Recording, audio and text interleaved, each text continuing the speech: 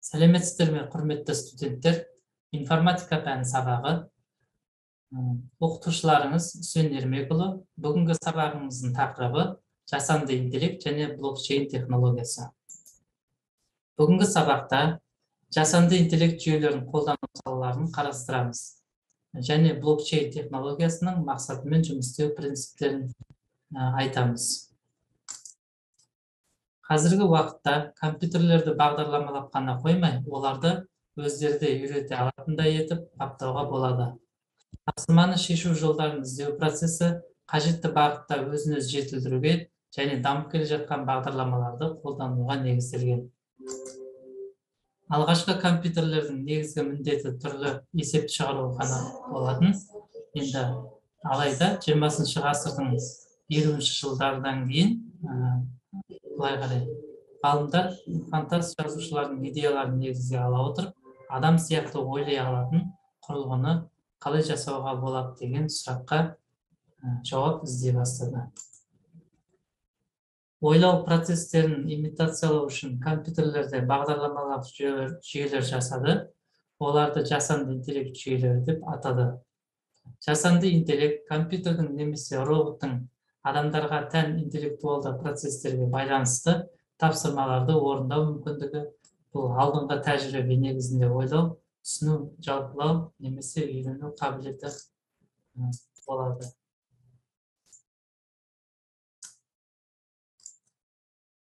Жасанды интеллект дәстүрлі түрде интеллектуалдық шығармашылық деп саналатын адам қызметінің компьютерлік модельдеу туралы ғылым мен технология. Ең алғаш бұл терминді 56-шы жылы америкалық ғалым Джон Маккари ұсынған болатын. Заманауи интеллектуалдық технологиялар деректер өндірілетін, талданатын, түсіндірілетін және пайдаланылатын компьютерлік жүйелер. Жасанды интеллект саласы келесі міндеттерді шешетін бағдарламаларды құруға бағытталған. Бейнелер мен сөйлеуді қабылдау және тану, деректерді талдау және өзін-өзі оқыту, интеллектуалды роботтарды басқару, машиналық шығармашылық және компьютерлік ойындарды қамту. Адамның ойлауы, білім деңгейі мен логикалық пайымдау қабілетіне негізделген. Демек, интеллектуалды жүйелерді жасауға екі негіз міндет қойылған. Білімді модельдеу, білім базасы ретінде компьютерлік жадқа енгізу үшін білімді формалдау әдістерін әзірлеу. Пайымдауды модельдеу, әртүрлі тапсырмаларды шешу кезінде адамның логикасына ұқсас компьютерлік бағдарламалар жасау.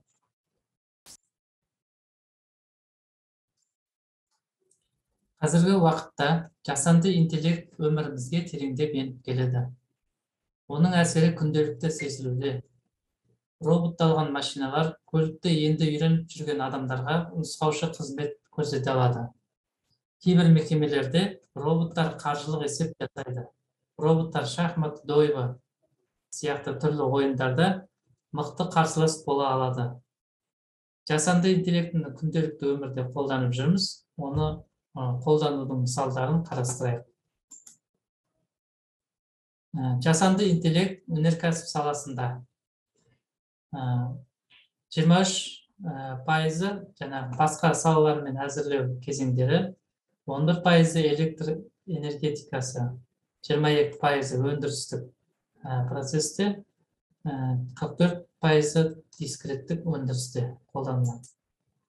Жасанды интеллект мұғалімді араластырмайды. Керісінше мұғалімге оқушылармен бірге сабақ барысында жіберетін қателіктерді көрсетіп, оқытуды жақсарту туралы нұсқау береді. Жасанды интеллектіні тиімді қолданған жағдайда бұл педагог үшін маңызды құрал болады. Мысалы, сабаққа талдау жасау оқушылардың жалпы деңгейін көтеру мен оқытудың ең оңтайлы стратегияларын табу үшін қолданады. Жасанды интеллект білім саласында. Жасанды интеллект енгізіліп, ең жоғарғы нәтиже беріп жатқан бағыттармен танысайық. Автоматтандырылған сапа бақылауы, бейімдеп оқыту, мұғалімнің виртуалды көмекшісі бола алады. Кері байланыс, білім беру жүйесіндегі жасанды интеллект, жеке оқыту, аралық интервалды оқыту, деректерді жинау және материалдарды іріктеу. Прокторинг оқытушының адалдығын бағалау.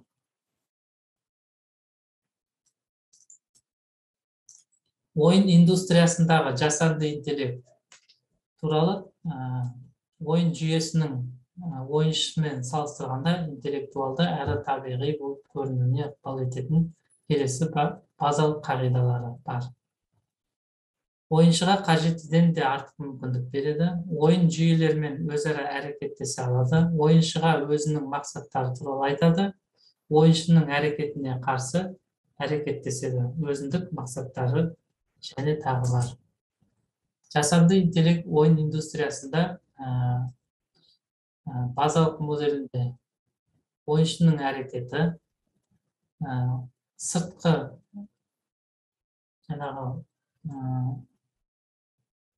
ойын индустриясының жасанды интеллектінің мінез-құлық реакциясына бағытталады. Одан ойынның әлемнің интерфейсіне бағытталады. Керісінше сыртқы ойын жасанды интеллектінің базасына қайтып оралады. Одан кейін скриптингке оралады. Одан кейін орталық ойын жасанды интеллект индустриясына барады. Шешім қабылдау, қозғалу, анимация. Келесі біздің тақырыбымыздың екінші бөлігі блокчейн технологиясы. Блокчейн белгілі бір ережелер мен үздіксіз тізбекті ақпараттық блоктар бойынша құрылған деректер. Блокчейн кез келген ақпараттық блоктарды, яғни ақша аударымдарын, келісімшарттарды, құпия ақпаратты, жеке деректерді сақтау және қауіпсіз беру тәсілі. Блокчейн блоктар тізбегі. Блоктар криптографиялық түрде ұсынылатын мәліметтер. Барлық блоктар тізбектелген, яғни өзара байланысқан. Блокчейннің ішіндегі барлық деректер жинақталып, үнемі толықтырылған деректер қорын қалыптастырады. Бұл деректер қорынан блокты жою немесе ауыстыру мүмкін емес. Блокчейн технологиясы басты ерекшелігі орталықтандырылмаған ақпарат бір жерде сақталмаған, ол желіге біріктірілген барлық компьютерлерге үйлестіріледі. Бұл ретте шифрленген блоктар мен операциялар тізіміне барлық пайдаланушылар қол жеткізе алады. Жаһандық ауқымда бұл технология 2014 жылдан бастап белсенді дами бастады.